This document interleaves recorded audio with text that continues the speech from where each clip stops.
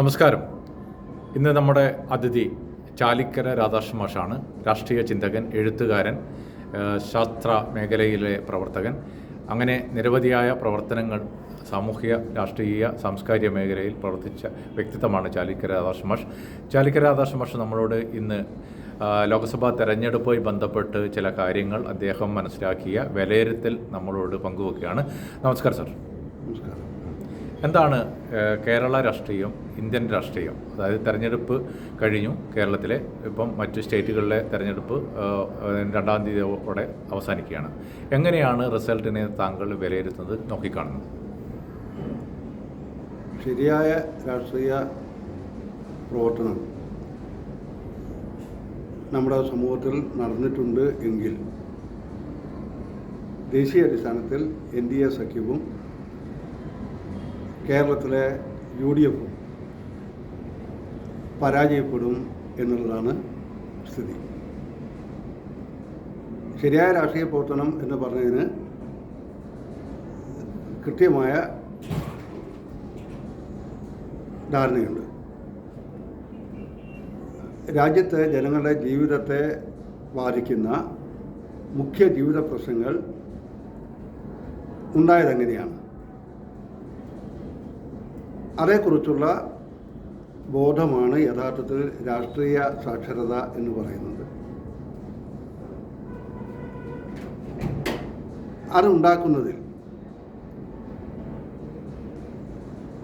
കേരളത്തിലെ ഇടതുപക്ഷ ജനാധിപത്യ മുന്നണിയും അതിൻ്റെ ഘടക കക്ഷികളും ദേശീയ അടിസ്ഥാനത്തിൽ BJPക്കെതിരായി അണിനിരന്നിരിക്കുന്ന ഇന്ത്യ സഖ്യത്തിലെ കക്ഷികളും എത്രമാത്രം വിജയിച്ചു എന്നതിനെ ആശ്രയിച്ചാണ് ഇരിക്കുന്നത്. അത് പറയുമ്പോഴൊരു കാര്യമുണ്ട്. നമ്മുടെ ജീവിത പ്രശ്നങ്ങളുടെ മുഖ്യ കാരണം എന്താണ് എന്ന് ചോദിച്ചാൽ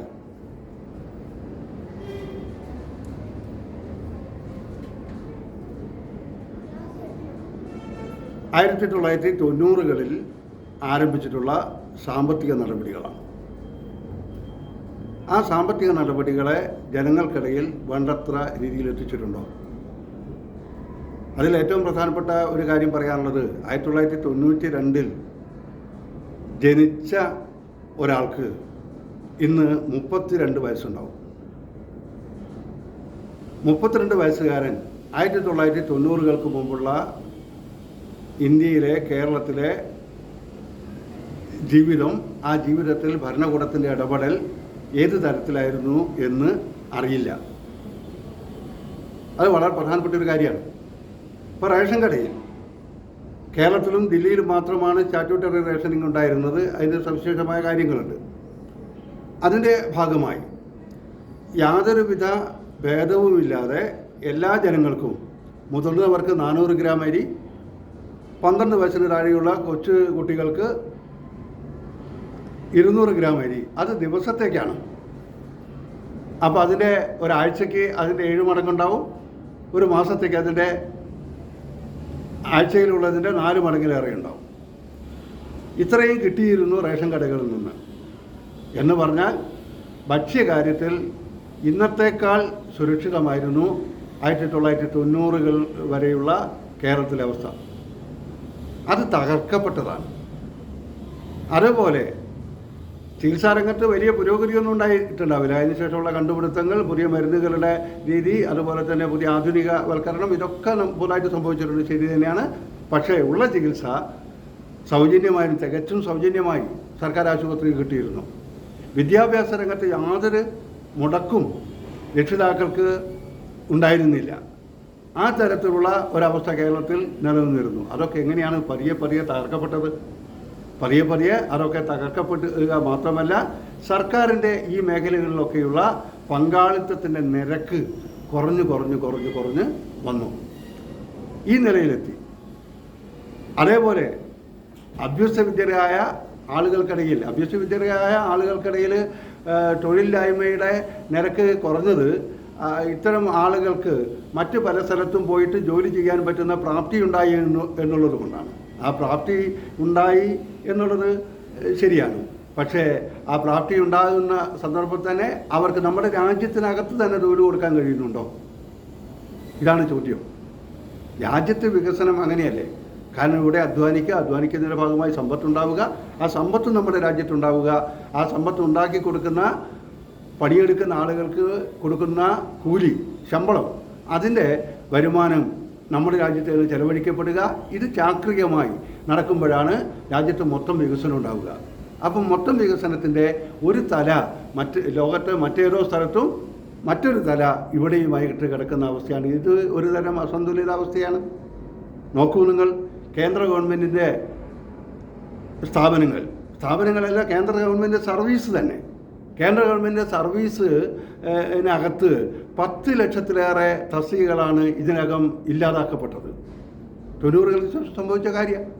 നിലവിലുള്ള തസ്തികകളിൽ തന്നെ 8.5 ലക്ഷം തസ്തികകൾ ഒഴിഞ്ഞു കിടക്കുകയാണ്, നിയമനമില്ല. കേന്ദ്ര ഗവൺമെൻറ്റിൻ്റെ മറ്റ് സ്ഥാപനങ്ങൾ നോക്കൂ. ഇന്ത്യൻ റെയിൽവേയിൽ 25 ലക്ഷം പേർക്ക് ജോലി കൊടുക്കുന്ന സ്ഥാപനമാണ് ഇന്ത്യൻ റെയിൽവേ. അതിൽ 9 ലക്ഷത്തോളം തസ്തികകൾ ഇപ്പോൾ നിയമനം നടക്കുന്നില്ല, ഒഴിഞ്ഞു കിടക്കുകയാണ്. ഇങ്ങനെ നോക്കിയാൽ വലിയ തോതിൽ ആളുകൾക്ക് ജോലി കൊടുക്കാൻ പറ്റുന്ന ഒരു മണ്ഡലമൊട്ടാകെ തകർന്നു കഴിഞ്ഞിരിക്കുന്നു. ഇങ്ങനെ തകർന്നു കഴിഞ്ഞതിന് ഉത്തരവാദിത്വം ആർക്കാണെന്ന് ചോദിച്ചു കഴിഞ്ഞാൽ 1990കളിൽ ആരംഭിച്ച പുതിയ സാമ്പത്തിക നയത്തിൻ്റെ ഭാഗമായിട്ടാണ്. ആ സാമ്പത്തിക നയത്തിൻ്റെ ഏറ്റവും ഒടുവിലത്തെ ഫലം എന്ന് പറയുന്നത് രാജ്യത്തെ സമ്പത്ത് ഒട്ടാകെ കോർപ്പറേറ്റുകൾക്ക് ചാർത്തി കൊടുക്കുന്നതിലേക്കാണ് എത്തിച്ചിട്ടുള്ളത്. അതിൻ്റെ വിശദാംശങ്ങൾ നമ്മൾ പരിശോധിച്ചാൽ നമുക്ക് ഒരുപാട് കാര്യങ്ങൾ മനസ്സിലാവും. അതിൽ ഏറ്റവും പ്രധാനപ്പെട്ട ഒരു കാര്യം എന്ന് പറയുന്നത് പൊതുമേഖല ഓഹരികൾ വിൽക്കുകയാണ്. പൊതുമേഖല ഓഹരികൾ വിൽക്കുക എന്ന് പറയുമ്പോൾ നമ്മൾ വാറൻ ഹേസ്റ്റിങ്സിനെ കുറിച്ച് കേട്ടിട്ടുണ്ടാവും. വാറൻ ഹേസ്റ്റിങ്സ് ഇന്ത്യയിലെ വൈസ്രോയി ആയിരുന്നു. അദ്ദേഹം ഇംഗ്ലീഷ് ഈസ്റ്റ് ഇന്ത്യ കമ്പനിയിലെ ഡയറക്ടറായിരുന്നു. ഇംഗ്ലീഷ് ഈസ്റ്റ് ഇന്ത്യ കമ്പനി എന്ന് പറഞ്ഞാൽ മാഞ്ചസ്റ്ററിലും ലങ്കാഷെയറിലൊക്കെയുള്ള വമ്പൻ മുതലാളിമാരുടെ കൂട്ടായ്മയാണ്. അതിൽ വാറൻ ഹേസ്റ്റിങ്സ് എങ്ങനെ മുതലാളിയായത്? അദ്ദേഹം ഒരു കടൽ കൊള്ളക്കാരനായിരുന്നു. കടലിലൂടെ ഉരുക്കളിലും കപ്പലുകളിലൊക്കെ കൊണ്ടുവന്ന് ചരക്കുകൾ കൊള്ളയടിക്കുക, എന്നിട്ട് തൻ്റെ മൂലധനമാക്കി മാറ്റുക. അങ്ങനെയാണ് പഴയ മുതലാളിത്തം ഉണ്ടായിട്ടുള്ളത്. ഇന്ത്യയിൽ അങ്ങനെ ആയിരുന്നില്ല. ഇന്ത്യയിലെ മുതലാളിത്തം രൂപപ്പെട്ടു വന്നത് അവർ ചെറുകിട മുതലാളിമാരായി പിന്നീട് അങ്ങനെ വളർന്ന് വികസിച്ചു വന്നായിരുന്നു. എന്നാൽ അടുത്ത കാലത്ത് അങ്ങനെയല്ല. എന്ന കാര്യം, പൊതുമേഖലാ വ്യവസായ സ്ഥാപനങ്ങൾ എന്ന് പറയുന്നത് രാജ്യത്തെ മൊത്തം ജനങ്ങളുടെ ചെലവിൽ കെട്ടിപ്പടുക്കപ്പെട്ട സ്ഥാപനങ്ങളാണ്. ആ സ്ഥാപനങ്ങളിലെ ഓഹരി വളരെ ചെറിയ വിലയ്ക്ക്, അതാണ് അവർക്ക് പറ്റിയ ഒരുപാട് സൗകര്യങ്ങൾ ചെയ്തു കൊടുക്കുകയാണ്. ആ ചെറിയ വിലയ്ക്ക് ഈ കോർപ്പറേറ്റുകൾ വാങ്ങാനുള്ള പണം ഇവിടുന്ന 1960കളുടെ ഒടുവിലാണ് ശ്രീമതി ഇന്ദിരാഗാന്ധി ബാങ്കുകൾ ദേശസാൽക്കരിച്ചത്. ആ ബാങ്കുകൾ എന്ന് പറയുന്നത് ജനങ്ങളുടെ സ്വത്താണ്. അതിൻ്റെ അകത്ത് നിന്നാണ് പണം ഉണ്ടാക്കി കൊടുത്തത്. നമുക്ക് ആലോചിക്കേണ്ട ഒരു കാര്യമില്ലേ? എന്താണ് നമ്മുടെ ആയുധ വ്യവസായം? ഇന്ത്യയുടെ പട്ടാളത്തിനാവശ്യമായിട്ടുള്ള ആയുധങ്ങൾ ഉണ്ടാക്കുന്നത് സർക്കാർ തന്നെയായിരിക്കണം എന്നുള്ളത് ഒരു നിർബന്ധമായിരുന്നു. ആയുധം മാത്രമല്ല, നമ്മുടെ ഇന്ത്യ പാകിസ്ഥാൻ യുദ്ധം 1970കളുടെ ആദ്യം ഉണ്ടായപ്പോൾ ഇന്ത്യൻ യുദ്ധവിമാനങ്ങൾക്ക് എണ്ണയടിക്കാൻ ആവശ്യപ്പെട്ടപ്പോൾ ബർമാഷൽ കമ്പനി എണ്ണ കൊടുത്തില്ല. അപ്പോഴാണ് ബർമാഷൽ കമ്പനി ദേശസാൽക്കരിച്ച് BPCL-ആക്കി മാറ്റിയത്. എന്ന് പറഞ്ഞാൽ സൈന്യത്തിനാവശ്യമായ പെട്രോളിയം ഉൽപ്പന്നങ്ങൾ കിട്ടുന്നതിന് കൂടി പൊതുമേഖല ആവശ്യമാണ് എന്നാണ് കണ്ടെത്തിയിരുന്നത്. എന്നാൽ ഇപ്പോഴോ ആയുധം തന്നെ അത് ഉണ്ടാക്കുന്ന വ്യവസായം സ്വകാര്യവൽക്കരിക്കാൻ തീരുമാനിച്ചത് നമ്മുടെ കേരളത്തിലെ ബഹുമാന്യനായ കോൺഗ്രസ് നേതാവ് AK ആൻ്റണി പ്രതിരോധ മന്ത്രിയായിരുന്ന സന്ദർഭത്തിലാണ് കേട്ടോ. അതറിയാതിരിക്കേണ്ട. പക്ഷേ ഇപ്പോഴത് നടപ്പാക്കിയത് ആരാണ്? മോഡിയുടെ ഗവൺമെൻറ്റാണ്. മോഡിയുടെ ഗവൺമെൻറ് നടപ്പാക്കിയപ്പോൾ അദാനിയും അംബാനിയും അവർ ആയുധ വ്യവസായ രംഗത്തേക്ക് പ്രവേശിച്ചു. അവർക്ക് വലിയ തോതിൽ പണം കിട്ടണം. പണം കിട്ടാൻ അവർ സമീപിച്ചത് സ്റ്റേറ്റ് ബാങ്ക് ഓഫ് ഇന്ത്യയാണ്. സ്റ്റേറ്റ് ബാങ്ക് ഓഫ് ഇന്ത്യയെ സമീപിച്ചപ്പോൾ അവർക്ക് കൊടുക്കാൻ മാത്രം പണം കയ്യിരിപ്പില്ല. അപ്പോൾ അതിനാണ് എന്ത് ചെയ്തത്? ഒറ്റ രാത്രി നോട്ട് നിരോധിച്ചത്. നോക്കൂ, ഞാൻ 1 ലക്ഷം രൂപ ബാങ്കിൽ കൊണ്ട് കൊടുക്കുകയാണ്. എനിക്ക് ആദ്യം തരുന്നത് 2000 രൂപയാണ്. കുറച്ച് ആഴ്ചകൾക്ക് ശേഷമാണ് 20,000 തരുന്നത്.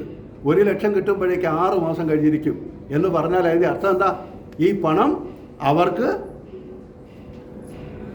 കൈകാര്യം ചെയ്യണം. എന്തിന്? അദാനിക്കും അംബാനിക്കും കൊടുക്കാൻ. അതിനു വേണ്ടിയാണ് മോഡി നോട്ട് നിരോധനം ഏർപ്പെടുത്തിയിരുന്നത്. അപ്പോൾ ഈ നടപടികളൊക്കെ 90കളിൽ ആരംഭിച്ച ഈ പ്രക്രിയയുടെ ഭാഗമാണ്. ഞാൻ പറഞ്ഞു വരുന്നത്, അങ്ങനെ നമ്മുടെ കോർപ്പറേറ്റുകൾക്ക് പൊതുമേഖലാ വ്യവസായ സ്ഥാപനങ്ങൾ കൈയടക്കാനും പൊതുമേഖലാ ഓഹരികൾ കൈയടക്കാനും പൊതുമേഖലയ്ക്ക് മാത്രം കുത്തകാവകാശമുണ്ടായിരുന്ന മേഖലകളിലേക്ക് അവർക്ക് പ്രവേശിക്കാനും ആവശ്യമായ പണം ഇന്ത്യയുടെ പൊതു പണമാണ്. അതായത് ബാങ്കുകളിൽ നിന്നാണ് എടുത്തത്. ആ ബാങ്കുകളിൽ നിന്ന് എടുത്ത പണമാണ് ലക്ഷക്കണക്കിന് കോടി രൂപ എഴുതി തള്ളിയത്. നമ്മുടെ നാട്ടിലെ സാധാരണക്കാരൻ വീട് വെക്കാൻ വേണ്ടി ഒരു 10 ലക്ഷം രൂപ എടുത്തിട്ട് അത് കുടിശ്ശികയായി കഴിഞ്ഞാൽ സർഫാസി നിയമത്തിൻ്റെ വാളുമായിട്ട് വരികയാണ്. ആ വരുന്ന സന്ദർഭത്തിലാണ് വൻകിട കുത്തകൾക്ക് വേണ്ടി ഈ പണം എഴുതി തള്ളി കൊടുക്കുന്നത്.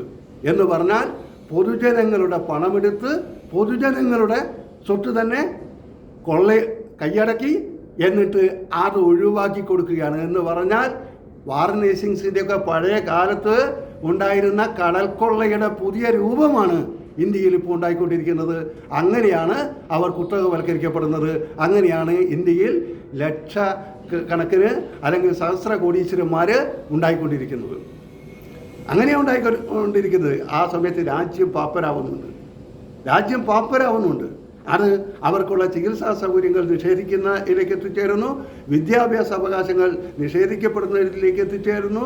അവർക്ക് ഭക്ഷണം കൊടുക്കുന്ന ബാധ്യതയിൽ നിന്ന് സർക്കാർ പിൻവാങ്ങുന്നതിലേക്ക് എത്തിച്ചേരുന്നു. ഇങ്ങനെയുള്ള അവസ്ഥയിലേക്ക് എത്തിച്ചേരുന്നുണ്ട്. അതിൻ്റെ മെലിച്ചിലാണ്, അതിൻ്റെ ചോരയും നീരും വറ്റലാണ് യഥാർത്ഥത്തിൽ നമ്മുടെ രാജ്യത്തെ ദാരിദ്ര്യത്തിൻ്റെ, നമ്മുടെ രാജ്യത്തെ കുഴപ്പങ്ങളുടെ, അസ്വസ്ഥതയുടെ ഒക്കെ കാരണമായി തീരുന്നത്. ഇത് മനസ്സിലാക്കേണ്ടതുണ്ട്. ഇതിൻ്റെ വസ്തുത എന്താണ് എന്ന് ജനങ്ങൾക്കിടയിൽ പറഞ്ഞ് പഠിപ്പിക്കുന്ന കാര്യത്തിൽ ഇടതുപക്ഷം എത്ര വിജയിച്ചു എന്നുള്ളതാണ് ഈ തെരഞ്ഞെടുപ്പിൽ കാണാൻ പോകുന്ന ഒരു ഫലം. ഇത് വളരെ പ്രധാനപ്പെട്ട കാര്യമാണ്. ഇനി മറ്റൊരു പ്രധാനപ്പെട്ട കാര്യമുണ്ട്. നമ്മുടെ നാട്ടിലെ മാധ്യമങ്ങൾ, ആ മാധ്യമങ്ങളെക്കുറിച്ച് കൂടി നമ്മൾ വിലയിരുത്തേണ്ടതില്ലേ? ഇത്തരം കാര്യങ്ങൾ എത്തിക്കേണ്ടത് എങ്ങനെയാണ്? ഇപ്പോൾ 1992 പോകട്ടെ, ഇപ്പോൾ ഉണ്ടായിരുന്ന കാര്യം, ഇപ്പോൾ ഈ കഴിഞ്ഞ 2024 ഫെബ്രുവരി മാസം 23-ാം തീയതി, അന്ന് ഇലക്ഷൻ പ്രഖ്യാപിക്കപ്പെട്ടിട്ടില്ല, കേന്ദ്ര ഗവൺമെൻറ് ഒരു ഉത്തരവ് പുറപ്പെടുവിച്ചു. ആ ഉത്തരവ് എന്താ? ലാറ്ററൽ എൻട്രി പ്രകാരം കേന്ദ്ര ഗവൺമെൻറ്റിൻ്റെ 10 വകുപ്പ് സെക്രട്ടറിമാരെ നിയമിക്കാനുള്ള ഉത്തരവാണ്. എന്താ ലാറ്ററൽ എൻട്രി എന്ന് പറഞ്ഞാൽ? നമ്മുടെ സാധാരണ യൂണിവേഴ്സിറ്റിയിലൊക്കെ പഠന കോഴ്സുകളിൽ നമ്മളത് കേട്ടിരിക്കും. കാരണം എന്താണെന്ന് പറഞ്ഞാൽ, ഒരാൾ 1ാം സെമസ്റ്ററിലോ 2ാം സെമസ്റ്ററിലോ 3ാം സെമസ്റ്ററിലോ അല്ലെങ്കിൽ 4ാം സെമസ്റ്ററിലൊക്കെ ഒരു കോഴ്സിന് ചേരുക. അതിൽ 1ാം സെമസ്റ്ററിൽ ചേരുന്നയാൾ സാധാരണയ്ക്ക് നേരത്തെ തന്നെ അഡ്മിഷൻ വാങ്ങിയതാണ്. എന്നാൽ ഒന്നിന് ശേഷമുള്ള സെമസ്റ്ററുകൾ ചേരുമ്പോൾ അല്ലെങ്കിൽ ഒന്നിന് ശേഷമുള്ള വർഷങ്ങളിൽ ചേരുമ്പോൾ അതിന് ലാറ്ററൽ എൻട്രി എന്ന് പറയും. അതുപോലെ കേന്ദ്ര ഗവൺമെൻറ് സെക്രട്ടറി പദവിയിലേക്ക് സാധാരണയ്ക്ക് നമ്മുടെ IAS, IPS, IFS തുടങ്ങിയിട്ടുള്ള കേന്ദ്ര സിവിൽ സർവീസ് ഉണ്ടല്ലോ, ആ സിവിൽ സർവീസിലെ സീനിയോറിറ്റി പ്രകാരം, പ്രാപ്തി പ്രകാരം അവർ പ്രൊമോട്ട് ചെയ്യപ്പെടുന്ന പോസ്റ്റുകളാണ്. അങ്ങനെയാണ് നിയമിക്കപ്പെടുന്നത്. ആ നിയമിക്കപ്പെടുന്നിടത്ത് ലാറ്ററൽ എൻട്രി അനുസരിച്ച് അവർ നിയമിക്കുന്ന ആരെയാണെന്ന് പറയുക? കോർപ്പറേറ്റുകളുടെ ഓഫീസുകളിലെ എക്സിക്യൂട്ടീവുകളെ 10 പേരെയാണ് ഈ ഫെബ്രുവരി 23-ന് ഉത്തരവിറക്കി മാർച്ച് 30-നകം നിയമിച്ചിട്ടുള്ളത്. നമ്മുടെ നാട്ടിൽ ഒരു സഹകരണ ബാങ്കിൽ ആരെങ്കിലും ഒരു സ്വന്തക്കാരെ എന്നുള്ള രൂപത്തിൽ കരാറ് പണിക്ക് നിയമിച്ചാലടക്കം ബഹളം വെക്കുന്ന ആളുകളൊന്നും ഇത് ശ്രദ്ധിച്ചില്ല. നമ്മുടെ നാട്ടിലെ മാധ്യമങ്ങൾ ഒന്നും ഇത് വാർത്തയാക്കിയില്ല. നിങ്ങൾ നോക്കൂ, കേരളത്തിലെ ഏഷ്യാനെറ്റ് വാർത്തയാക്കിയോ? മാതൃഭൂമി ചാനൽ വാർത്തയാക്കിയോ? മനോരമ ചാനൽ വാർത്തയാക്കിയോ? അമൃത വാർത്തയാക്കിയോ? ആരും വാർത്തയാക്കിയില്ല. പത്രങ്ങളും വാർത്തയാക്കിയില്ല. പ്രിൻ്റ് മീഡിയ ഉണ്ടല്ലോ, അതും വാർത്തയാക്കിയില്ല. നോക്കണേ, 43 പേരെ നേരത്തെ നിയമിച്ചതിന് പുറമെയാണ് ഇപ്പോൾ 10 പേരെ നിയമിച്ചത്. 53 പേർ കോർപ്പറേറ്റുകളുടെ ഓഫീസുകളിൽ അവരുടെ എക്സിക്യൂട്ടീവുകളായി പ്രവർത്തിച്ച ആളുകളാണ് കേന്ദ്ര ഗവൺമെൻറ്റിൻ്റെ വകുപ്പ് സെക്രട്ടറിമാരും ജോയിൻറ്റ് സെക്രട്ടറിമാരും ആയിട്ട് ഇപ്പോൾ നിയമിക്കപ്പെട്ടിട്ടുള്ളത്. എന്ന് പറഞ്ഞാൽ അതിൻ്റെ അർത്ഥം എന്താ? അവരാണ് എന്ത് വികരം കേരളത്തിൽ കൊടുക്കണം. എന്ത് തമിഴ്നാടിന് കൊടുക്കണം, ഭക്ഷണ കാര്യത്തിൽ എത്ര പൈസ ചെലവാക്കണം, അല്ലെങ്കിൽ എന്ത് വിദ്യാഭ്യാസ നയം ആവിഷ്കരിക്കണം, എന്ത് സാംസ്കാരിക നയം ആവിഷ്കരിക്കണം, എന്ത് വ്യവസായ നയം ആവിഷ്കരിക്കണം എന്നൊക്കെ തീരുമാനിക്കുന്നത്. അതിൻ്റെ കൂടെ നിങ്ങൾ ഒന്നുകൂടി ചേർത്ത് വായിക്കണം കേട്ടോ. നമ്മുടെ പ്രധാനമന്ത്രി പറയുക, ഞാൻ ഫയലുകളൊന്നും വായിച്ചു നോക്കാറില്ല. കാരണം എന്താ, എനിക്ക് ഫയലുകൾ കാണുമ്പോഴേക്ക് തലച്ചോറിൽ പറയുന്ന ഒരു ഫോട്ടോജനിക് സിറ്റിയുണ്ട്. അതിൻ്റെ തുടർച്ചയായി ഇപ്പോൾ പറഞ്ഞിരിക്കുന്നത്, ഞാൻ ജൈവികമായ ജനനമല്ല, എൻ്റെ ജനനം ഞാൻ ദൈവം നേരിട്ട് ഇങ്ങോട്ട് അയച്ചതാണ് എന്നതിൻ്റെ തുടർച്ചയിലാണ് പറഞ്ഞത്. അത് നമ്മൾ ആലോചിക്കണമുണ്ട്. എന്ന് പറഞ്ഞാൽ കോർപ്പറേറ്റുകളാണ് ഇന്ത്യ ഭരിക്കുന്നത്. ഭരണകൂടം തന്നെ കോർപ്പറേറ്റുകൾ ഏറ്റെടുത്ത് കഴിഞ്ഞിരിക്കുന്നു. കോർപ്പറേറ്റുകളും ഭരണകൂടവും തമ്മിലുള്ള സമ്പൂർണ്ണ ലയനമാണ് ഫാഷിസം എന്ന് പറഞ്ഞത്. ഫാഷിസത്തിൻ്റെ ആദ്യത്തെ പ്രയോക്താവും ഫാഷിസത്തിൻ്റെ ആദ്യത്തെ സൈദ്ധാന്തികനുമായ ബെനിറ്റോ മുസോളിനിയാണ്. അദ്ദേഹം തയ്യാറാക്കിയിട്ടുള്ള ഡോക്ട്രിൻ ഓഫ് ഫാഷിസം എന്ന് പറയുന്ന ലഘുലേഖയിലാണ് അക്കാര്യം പറഞ്ഞിട്ടുള്ളത്. നേരത്തെ ഈ കാര്യത്തെക്കുറിച്ച് സൂചിപ്പിച്ച് പഠനം നടത്തിയിട്ടുള്ളത് അദ്ദേഹത്തിൻ്റെ ലൗസിൻ യൂണിവേഴ്സിറ്റിയിലെ അധ്യാപകൻ കൂടിയായിട്ടുള്ള വിൽഫ്രഡ് പ്രാറ്റോ ആണ്. അത് മനസ്സിലാക്കേണ്ടതുണ്ട്. ഫാഷിസത്തെ മനസ്സിലാക്കുന്നത് പോലും നമ്മൾ പരാജയപ്പെട്ടിട്ടുണ്ട്. യഥാർത്ഥത്തിൽ ഇന്ത്യയുടെ ഫാഷിസത്തിനുള്ള ഉള്ളടക്കം എന്ന് പറയുന്നത്, അതിൻ്റെ ഉള്ളടക്കം, അതിൻ്റെ അകക്കാമ്പ് എന്ന് പറയുന്നത് കോർപ്പറേറ്റുകളുടെ സമ്പൂർണ്ണ രാഷ്ട്രീയാധിപത്യമാണ്. ആ ആധിപത്യത്തിലേക്ക് ഇന്ത്യ വന്നെത്തിയിരിക്കുന്നു. അതിന് ഒരു വൈറസിൽ, അങ്ങനെയുണ്ടല്ലോ, വൈറസിൽ ഒരു ന്യൂക്ലിക് ആസിഡ് ഉണ്ട്. ഒന്നുകിൽ റിബോ ന്യൂക്ലിക് ആസിഡ് ആയിരിക്കും, അല്ലെങ്കിൽ ഡി റിബോ ന്യൂക്ലിക് ആസിഡ് ആയിരിക്കും. അതാണ് അതിൻ്റെ കേന്ദ്രം. അതിന് കേന്ദ്രം അതാണ്. എന്നാൽ അതിനൊരു പ്രോട്ടീൻ ആവരണമുണ്ട്. അതുപോലെ ജനങ്ങളെ ഭിന്നിപ്പിക്കുക, വിഭജിപ്പിച്ചു നിർത്തുക, സർവത്ര സംഘർഷങ്ങൾ സൃഷ്ടിക്കുക. ആ സംഘർഷങ്ങൾ സൃഷ്ടിക്കുന്നതിനിടയിൽ ഒരു വിഭാഗത്തിൻ്റെ പിന്തുണയോടുകൂടി അധികാരത്തിൽ വരിക. അതിനുവേണ്ടിയാണ് മതത്തെ ഉപയോഗിക്കുന്നത്, ദേശീയത ഉപയോഗിക്കുന്നത്, ഭാഷയെ ഉപയോഗിക്കുന്നത്, വംശീയതയെ ഉപയോഗിക്കുന്നത്. ഇവിടെ ഹിന്ദുത്വ ധാരണകളെയാണ് ഉപയോഗിക്കുന്നത് എന്നുള്ളതാണ് പ്രത്യേകത. ജർമ്മനിയിൽ ഉപയോഗിച്ചത് അതല്ല, ഇറ്റലിയിൽ ഉപയോഗിച്ചത് അതല്ല.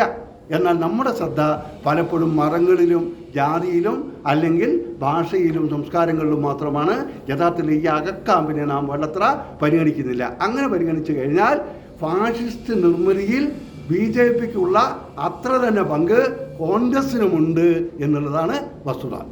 ഇത് നാം തിരിച്ചറിയേണ്ടതുണ്ട്. കോൺഗ്രസിനുമുണ്ട് തീർച്ചയായിട്ടും. അതുകൊണ്ടാണ് ഇന്ത്യ മുന്നണിക്കുള്ള വിജയ സാധ്യതയ്ക്ക് മങ്ങലേൽപ്പിക്കുന്നത് യഥാർത്ഥത്തിൽ കോൺഗ്രസിൻ്റെ ഇതിൻ്റെ പങ്കാളിത്തമാണ്. അവിടെയാ പ്രശ്നം. ഉത്തരേന്ത്യയിൽ ജനങ്ങളെ ആകമാനം വർഗീയമായി വിഭജിച്ചു നിർത്തിയിരിക്കുന്നു. ആ പ്രത്യയശാസ്ത്രം, വിഭജിപ്പിക്കുന്ന പ്രത്യയശാസ്ത്രം 1925 മുതൽ ഇവിടെ സജീവമായിട്ടുണ്ട്. 1930കളിൽ ബെനിറ്റോ മുസോളിനിയുടെ അടുത്തുപോയി ഫാഷിസ്റ്റ് സംഘടനാ ചിട്ടകളും അതിൻ്റെ തന്ത്രങ്ങളും പഠിച്ചു വെച്ച പ്രസ്ഥാനമാണ് RSS. അതുകൊണ്ട് തീർച്ചയായിട്ടും ഈ ഫാഷിസ്റ്റ് നടപടി കോർപ്പറേറ്റ് വൽക്കരണത്തിൻ്റെ പൂർത്തീകരണം നടത്താൻ പറ്റുന്ന ഒരു വിഭാഗം എന്ന് പറയുന്നത് RSS ആണ്. അതുകൊണ്ടാണ് ഇന്ത്യൻ കോർപ്പറേറ്റുകൾ RSSനെ പ്രൊമോട്ട് ചെയ്തത്. ഇത് നമ്മുടെ മാധ്യമങ്ങൾ തിരിച്ചറിയുന്നില്ല. എന്തുകൊണ്ട് തിരിച്ചറിയുന്നില്ല എന്ന് പറഞ്ഞാൽ, ഈ കോർപ്പറേറ്റുകൾക്ക് പങ്കാളിത്തമുള്ള, അവർക്ക് ആധിപത്യമുള്ള, അവർക്ക് പങ്കാളിത്തം മാത്രമല്ല അവർക്ക് നിയന്ത്രണ ശക്തിയുള്ള, സ്വാധീനമുള്ള മാധ്യമങ്ങളാണ് ഇന്ന് ഭൂരിഭാഗം മാധ്യമങ്ങളും. ആ മാധ്യമങ്ങൾ കൂടി അവർ കൈയടക്കിയിരിക്കുന്നു. ഇത് ഫാഷിസത്തെക്കുറിച്ച് നമ്മൾ മനസ്സിലാക്കേണ്ട ഒരു കാര്യമാണ്. ഇതാണ് സംഭവിച്ചുകൊണ്ടിരിക്കുന്നത്. അപ്പോൾ ഇത് ജനങ്ങളെ ബോധ്യപ്പെടുത്തേണ്ടതുണ്ട്. ജനങ്ങൾ ആ നിലയ്ക്ക് ബോധ്യപ്പെടുത്തേണ്ടതുണ്ട്. മറ്റൊരു പ്രധാനപ്പെട്ട കാര്യം എന്താണ്, അങ്ങനെ ബോധ്യപ്പെടുത്തുന്ന സന്ദർഭത്തിൽ കോൺഗ്രസ്സാണ് ഇത് ആരംഭിച്ചത് എന്ന് പറയുമ്പോൾ ഒരു കാര്യമുണ്ട്. ജനങ്ങളുടെ ജീവിത പ്രശ്നങ്ങളെ കേന്ദ്രീകരിച്ചാണ് ഇന്ത്യയിൽ ജനങ്ങളെ ബോധ്യപ്പെടുത്തേണ്ടത്. ജനങ്ങളുടെ ജീവിത പ്രശ്നങ്ങളാണ്. 15 വർഷമാണ് ഏതാണ്ട് BJP ഇന്ത്യ ഭരിക്കുന്നത്. 60 വർഷത്തിലേറെ ഭരിച്ചത് കോൺഗ്രസ്സാണ്. 60 വർഷത്തിലേറെ ഭരിച്ച കോൺഗ്രസിനെ കൂടെ കൂട്ടിയിട്ട് 15 വർഷം ഭരിച്ച BJPയുടെ ജീവിത പ്രശ്നങ്ങൾ വർദ്ധിപ്പിക്കുന്ന നയങ്ങൾക്കെതിരെ സംസാരിക്കാൻ കുറച്ച് ബുദ്ധിമുട്ടുണ്ട്. മറ്റൊന്ന്, കോൺഗ്രസ് ആരംഭിക്കാത്ത യാതൊന്നും BJP ഇപ്പോൾ നടപ്പാക്കുന്നില്ല. നേരത്തെ ഉണ്ടായില്ലേ കർഷക നിയമം? രാഹുൽ ഗാന്ധിയുടെ ഒറ്റ പ്രസ്താവനയാണ് വന്നത്. മോഡിയുടെ തിരിച്ചടി വന്നു. നിങ്ങൾ തയ്യാറാക്കി വെച്ചിരിക്കുന്ന ബില്ലാണ് ഞങ്ങൾ പാർലമെന്റിൽ അവതരിപ്പിച്ച് പാസ്സാക്കിയത് എന്നാണ് പറഞ്ഞത്. ഇത് ഒരു പ്രതിസന്ധിയാണ്. അതുകൊണ്ട് കോൺഗ്രസ് അതിൻ്റെ നയങ്ങൾ തിരുത്തണം. 1980കളുടെ അവസാനമാകുമ്പോഴേക്ക് നെഹ്റുവിയൻ നയങ്ങളെ പാടെ നെഹ്റുവിൻ്റെ പേരക്കിടാവായിട്ടുള്ള രാജീവ് ഗാന്ധി തന്നെ റദ്ദാക്കിയിട്ടുണ്ട്. ഇന്ദിരാഗാന്ധിയുടെ നയം റദ്ദാക്കിയിട്ടുണ്ട്. അതുകൊണ്ട് ഇന്ദിരാഗാന്ധിയുടെയും നെഹ്റുവിൻ്റെയും ഒക്കെ ആ നയങ്ങളെ പുനരുജ്ജീവിപ്പിക്കേണ്ടത് ആവശ്യമാണ്. അതിന് ആവശ്യമാണെങ്കിൽ മൻമോഹൻ സിംഗ്, നരസിംഹറാവു പ്രഭൃതികളുടെ ഭാഗത്തു നിന്ന് തുടങ്ങി അങ്ങനെ രണ്ടാം UPA ഗവൺമെൻറ് കാലത്ത് വരെ നടപ്പാക്കി. അതിനിടയ്ക്ക് ഒരു ഇടവേളയുണ്ട്. ആ ഇടവേളയാണ് ഇടതുപക്ഷത്തിൻ്റെ പ്രസക്തി എന്ന് പറയുന്നത്, വിളിച്ചു പറയുന്നത്. അത് ഒന്നാം UPA ഗവൺമെൻറ് കാലത്താണ്. ഒന്നാം UPA ഗവൺമെൻറ് കാലത്ത് ഇടതുപക്ഷം കൊടുത്ത പിന്തുണയുടെ ഉപാധി എന്ന് പറയുന്നത് സബ്സിഡി പുനഃസ്ഥാപിക്കണമെന്നായിരുന്നു. ജനങ്ങൾക്ക് ജീവിത സൗകര്യങ്ങൾ, ദാരിദ്ര്യ ലഘൂകരണം, അതിനു വേണ്ടിയിട്ടാണ് തൊഴിലുറപ്പ് പദ്ധതി വന്നത്. സർഫാസി മരവിപ്പിക്കണമെന്ന് പറഞ്ഞു. അതേപോലെ ഓഹരി വിൽപ്പന ഒഴിവാക്കണമെന്ന് പറഞ്ഞു. ആ 5 വർഷമാണ് ഓഹരി വിൽപ്പന ഇല്ലാതായത്. ആ 5 വർഷമാണ് പദ്ധതിയുടെ ഭാഗമായിട്ടാണ് വിവരാവകാശ നിയമം വന്നത്. ആ 5 വർഷ കാലത്തെ നടപടികളുടെ ഭാഗമായിട്ടാണ് തൊഴിലുറപ്പ് പദ്ധതി വന്നത്. അതുപോലുള്ള നടപടികൾ അക്കാലത്തുണ്ടായി. വനാവകാശ നിയമം ഉണ്ടായി. എന്നാൽ ആ വനാവകാശ നിയമത്തിൻ്റെ ജനപക്ഷത്തുള്ള നടപടികളെ റദ്ദാക്കുന്ന പുതിയ വനസംരക്ഷണ നിയമം BJP ഗവൺമെൻറ് പാർലമെൻറ്റിൽ അവതരിപ്പിച്ചോ കോൺഗ്രസ് ഇത് ചെയ്തു. അതിനെ എതിർത്തില്ല. അതാണ് നമ്മൾ ആലോചിക്കേണ്ടത്. അപ്പോൾ ഈ അവസ്ഥയുണ്ട്. അതുകൊണ്ട് എന്ത് ചെയ്യേണ്ടതുണ്ട്? 1980കളുടെ അവസാനം തൊട്ട് കോൺഗ്രസ് തുടർന്നിരിക്കുന്ന നയങ്ങൾ തെറ്റാണെന്ന് സ്ഥാപിക്കണം, തെറ്റാണെന്ന് സമ്മതിക്കണം. അങ്ങനെ സമ്മതിച്ച് തിരുത്തി പോകണം. അങ്ങനെ തിരുത്തി പോകുന്നതിലേക്ക് കോൺഗ്രസ് മാറേണ്ടതായിരുന്നു. അങ്ങനെ മാറിയ കോൺഗ്രസിനെ കൂട്ടിച്ചേർത്തിട്ടായിരുന്നു പ്രതിപക്ഷ സഖ്യം ഉണ്ടാക്കേണ്ടിയിരുന്നത്.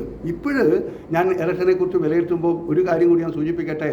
ഇലക്ഷന് ഈ BJP അതിനകത്ത് തന്നെ ഉണ്ടാക്കിയുള്ള കുറേ പ്രശ്നങ്ങളുടെ ഫലമായി ഇലക്ഷൻ്റെ അവസാന ഘട്ടത്തിൽ ഇന്ത്യ സഖ്യത്തിന് അനുകൂലമായ ചില നിലപാടുകൾ ചില അവസരങ്ങൾ രൂപപ്പെട്ടു വരുന്നുണ്ട്. അത് ഒന്ന്, കേജ്രിവാളിനെ അറസ്റ്റ് ചെയ്യുകയും കേജ്രിവാളിനെ ജയിലിലടയ്ക്കുകയും അതിനുശേഷം കേജ്രിവാൾ ജയിൽ വിമോചനായി പുറത്തു വരികയും ചെയ്ത സാഹചര്യമാണ്. രണ്ടാമത്തത് രേവണ്ണ പ്രശ്നമാണ്. കർണാടകത്തിൽ നിന്ന് നോക്കിക്കോ, ആദ്യ റൗണ്ടിലെ വോട്ടെടുപ്പിൽ BJP ജയിക്കും, രണ്ടാം റൗണ്ടിൽ BJP തോൽക്കും. ദില്ലിയിലും പഞ്ചാബിലും ഹരിയാനയിലും ഒക്കെയുള്ള തെരഞ്ഞെടുപ്പിൽ BJP തോൽക്കും. ഇതൊരു പ്രത്യേകതയാണ്. ഈ അവസ്ഥ ഉണ്ട്. ഇതൊക്കെ എത്രമാത്രം ബോധ്യപ്പെടുത്താൻ കഴിഞ്ഞു, ജനങ്ങളെ ബോധ്യപ്പെടുത്താൻ കഴിയുന്നു എന്നതിൻ്റെ അടിസ്ഥാനത്തിലാണ് ജനാധിപത്യ ശക്തികളുടെ വിജയമെന്ന് പറയുന്നത് യഥാർത്ഥത്തിൽ കുടികൊള്ളുന്നത്. അപ്പം കേരളത്തിലേക്ക് വരികയാണെങ്കിൽ നമുക്ക് കേരളത്തിൽ ഇടതുപക്ഷത്തിന് ഒരു നല്ല മുന്നേറ്റം ഉണ്ടാക്കാൻ സാധിക്കും. കേരളത്തിൽ ഇടതുപക്ഷത്തിന് രാഷ്ട്രീയമായി നല്ല മുന്നേറ്റം ഉണ്ടാക്കാൻ കഴിയേണ്ടതാണ്. കാരണം രാഷ്ട്രീയ യുക്തികളൊക്കെ ഇടതുപക്ഷത്തിൻ്റെ ഭാഗത്ത് തന്നെയാണ്. ഞാൻ നേരത്തെ സൂചിപ്പിച്ചതുപോലെ ദേശീയ രാഷ്ട്രീയത്തിലെ ഈ അവസ്ഥ അത് വളരെ പ്രധാനപ്പെട്ടതാണ്. ഇടതുപക്ഷം ഉണ്ടെങ്കിലേ ഇന്ത്യ ഉണ്ടാകൂ എന്ന് പറയുന്ന നിലപാട് ഈ അടിസ്ഥാനത്തിലാണ്. ആ അടിസ്ഥാനം കേരളത്തിൽ ജനങ്ങളെ ബോധ്യപ്പെട്ട ഇടതുപക്ഷത്തിലെ പങ്കാളിത്തം പാർലമെൻറ്റിൽ വർദ്ധിപ്പിക്കേണ്ടതുണ്ട്. അങ്ങനെ വർദ്ധിപ്പിക്കാൻ കഴിയുന്ന സംസ്ഥാനങ്ങളിൽ മുഖ്യമായത് കേരളമാണ്. അങ്ങനെ വരുമ്പോൾ ഏകദേശം എത്ര സീറ്റ് LDFന് ലഭിക്കും? അല്ല, അത് എനിക്കിപ്പോൾ അങ്ങനെ വെച്ചിട്ട് പറയാൻ പറ്റില്ല. അത്തരം രാഷ്ട്രീയ ജോത്സ്യങ്ങളൊന്നും എന്നിൽ നിലവിലില്ല. പക്ഷേ ഒരു കാര്യം വ്യക്തമായിട്ട് പറയാൻ പറ്റും. കേരളത്തിൽ ഇപ്പോഴുള്ള ഒരവസ്ഥയിൽ നേരത്തെ ഉണ്ടായിരുന്നതിനേക്കാൾ വളരെ കൂടുതൽ സീറ്റ് കിട്ടും എന്നുള്ളത് വ്യക്തം തന്നെയാണ്, സംശയമൊന്നുമില്ല. പക്ഷേ ശരിയായ നിലയ്ക്ക് രാഷ്ട്രീയ ക്യാമ്പയിൻ നടത്തുകയാണെങ്കിൽ കേരളത്തിൽ ഇന്നത്തെ നിലയ്ക്ക് ശാക്തിക ബലാബലമനുസരിച്ച് ഒരു 16 സീറ്റ് വരെ കിട്ടുന്നതിന് യാതൊരു ബുദ്ധിമുട്ടും ഇല്ല. പക്ഷേ ഇത് ജനങ്ങൾക്കിടയിൽ എത്ര എത്തി എന്നുള്ളതാണ് ചോദ്യം. അതാണ് പരിശോധിക്കേണ്ടത്. അല്ല, അവിടെ പരിശോധിക്കുന്ന തരത്തിൽ ഞാനൊരു വിമർശനം ഇടതുപക്ഷത്തെക്കുറിച്ച് പറയുകയാണ്. വളരെ കൃത്യമായിട്ട് പറയുന്നതിൽ എനിക്കൊരു മടിയില്ല. കാരണം എന്താണെന്ന് പറഞ്ഞാൽ ഏറ്റവും ശരിയായ രാഷ്ട്രീയം ഉണ്ടായിരിക്കെ തന്നെ അത് പൂർണ്ണമായി ഉൾക്കൊണ്ട് ജനങ്ങൾക്കിടയിൽ പ്രചരിപ്പിക്കുന്ന കാര്യത്തിൽ അരാഷ്ട്രീയത കുടികൊള്ളുന്ന പ്രവർത്തകന്മാരുടെ വലിയൊരു സംഘാതമായിട്ട് ഇടതുപക്ഷം മാറുന്നുണ്ട്. കാരണം വലതുപക്ഷത്തിൻ്റെയാണ് ആൾക്കൂട്ടത്തിൻ്റെ രാഷ്ട്രീയം എന്ന് പറയുന്നത്. ആൾക്കൂട്ട രാഷ്ട്രീയത്തിലേക്ക് ഇടതുപക്ഷം എത്തേണ്ടത് ഉണ്ടോ എന്നുള്ളതാണ് ചോദ്യം. യഥാർത്ഥത്തിൽ ചെയ്യേണ്ടത് എന്താ? നിതാന്തമായ ജാഗ്രതയും നിതാന്തമായ സൈദ്ധാന്തികമായ പുതുക്കലുമാണ്, നവീകരണവുമാണ് ഇടതുപക്ഷം നടത്തേണ്ടത്. സൈദ്ധാന്തിക നവീകരണം എന്ന് പറഞ്ഞാൽ സിദ്ധാന്തങ്ങളെ തന്നെ പുതുക്കിപ്പണിയുക എന്നുള്ളത് ഒരു ഭാഗത്ത് ഉണ്ടായിരിക്കാം. പക്ഷേ അതേക്കാളേറെയുള്ളത് സ്വയം സിദ്ധാന്തവൽക്കരിക്കുക എന്നുള്ളതാണ്. വളരെ പ്രധാനപ്പെട്ടതാണ്. ഞാൻ ഈ പറഞ്ഞ കാര്യങ്ങളൊക്കെ സാധാരണ ഒരു ശരാശരി പൗരൻ എന്നുള്ള നിലയ്ക്ക് ഞാൻ ആർജിച്ച രാഷ്ട്രീയ ജ്ഞാനത്തിൽ നിന്ന് ഉണ്ടായ കാര്യമാണ്. എന്നാൽ ഞാൻ കക്ഷി രാഷ്ട്രീയ പ്രവർത്തകനല്ല, ഒരു രാഷ്ട്രീയ പാർട്ടിയുടെയും പ്രവർത്തകനല്ല. പക്ഷേ രാഷ്ട്രീയ പാർട്ടിയുടെ പ്രവർത്തകന്മാരായ ആളുകൾ ഇതിനേക്കാൾ കൂടുതൽ കാര്യങ്ങൾ പഠിക്കേണ്ടവരാണ്. അങ്ങനെ എല്ലാവരും പഠിക്കുന്നുണ്ടോ?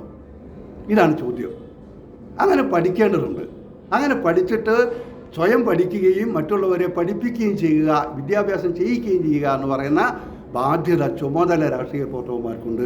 ഈ പ്രവർത്തനം രാഷ്ട്രീയ പ്രവർത്തകന്മാർ നടത്തുന്നുണ്ടോ എന്നുള്ളതാണ് ചോദ്യം. എന്ന് പറഞ്ഞാൽ തീക്കും തന്നിനുള്ളിലെ തോന്നിത്തുടങ്ങിയത് തീക്കായ വേണമെന്ന് എന്ന് പണ്ടൊരു കവി പറഞ്ഞതുപോലെ രാഷ്ട്രീയക്കാർക്കിടയിലും എന്താണ് രാഷ്ട്രീയം വേണമെന്ന് പറയുന്ന ഒരാവശ്യമുണ്ട് എന്നാണ് എനിക്ക് തോന്നുന്നത്.